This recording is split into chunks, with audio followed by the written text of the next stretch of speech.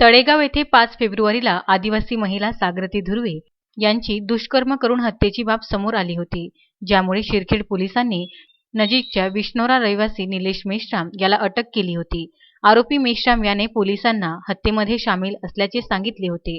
गुन्हे शाखेच्या जबाबात आरोपीने सांगितले की मृत सागरतीसोबत त्याचे अनैतिक संबंध होते, त्यामधून त्याला HIV ची लागण झाली होती। परंतु हत्या तळेगाव निवासी सुधीर रघुपती वानखडे वय 26 वर्ष तसेच विनोद तुकाराम वानखडे वय 40 वर्ष यांनीच सागरतीची हत्या केली असून जर त्याने पोलिसांसमोर तोंड उघडल्यास तुझी सुद्धा हत्या करू अशी धमकी यांनी दिल्याचे पोलिसांना सांगितले। शिरखेड पोलिसांनी आरोपी मेश्राम याच्या कबुली जबाबाला गंभीर घेत गुन्हे शाखेच्या मदतीने दोन्ही आरोपींवर CDR कॉलिंग आधारानुसार भारतीय दंडविधानाचे कलम 302, 376, 201 नुसार गुन्हे दाखल करून दोघांनाही अटक केली तथा दोन्ही आरोपींनी आपला गुन्हा मान्य केला आहे।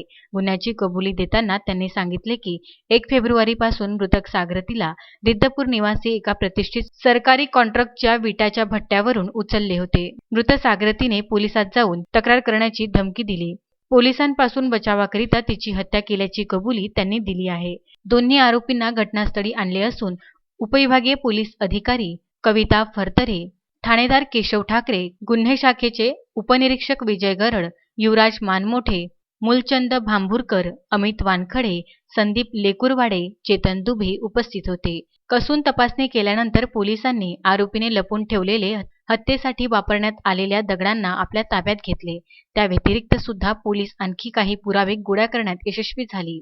दोन्ही जेरबंद आरोपींना उद्या PCR करिता मोर्शी न्यायालयात हजर करण्यात येईल। मग 26/2021 कलम 376, 302, 201 भादवीमध्ये जो आरोपी अटक करण्यात आलेला आहे निलेश मेश्राम, त्या आरोपीने तपासादरम्यान त्याला विश्वासात घेऊन सखोल व बारकाईने विचारपूस केली असता त्याने सांगितले की ग्राम तळेगाव येथील जे गावातील 2 गुंड आहेत, सुधीर वानखडे वय 26 वर्ष आणि विनोद वानखडे वय 40 वर्ष यांनी सदरचा खून केलेला आहे आणि सागरतीचा खून केल्यानंतर त्यांनी त्याला धमकी दिलेली आहे की हा खुनाचं प्रकरण तू स्वतःच्या अंगावर घे, अन्यथा आम्ही तुझासुद्धा खून करून टाकू। आणि त्यामुळे हा घाबरला आणि याने पोलीस स्टेशनला आल्यानंतर स्वतः गुन्ह्याची कबुली दिली। मात्र पोलीस तपासादरम्यान पोलिसांची ज्यावेळी प्रश्नांची सरबत्ती त्याच्यावर करण्यात आली त्यावेळी तो फार काळ टिकू शकला नाही आणि जे आहे बिंग आहे ते फुटले आणि त्यानंतर आम्ही त्यांनी जे आरोपींची नावे सांगितली होती सुधीर वानखडे आणि विनोद वानखडे यांना ग्राम तळेगाव येथे जाऊन ताब्यात घेतले।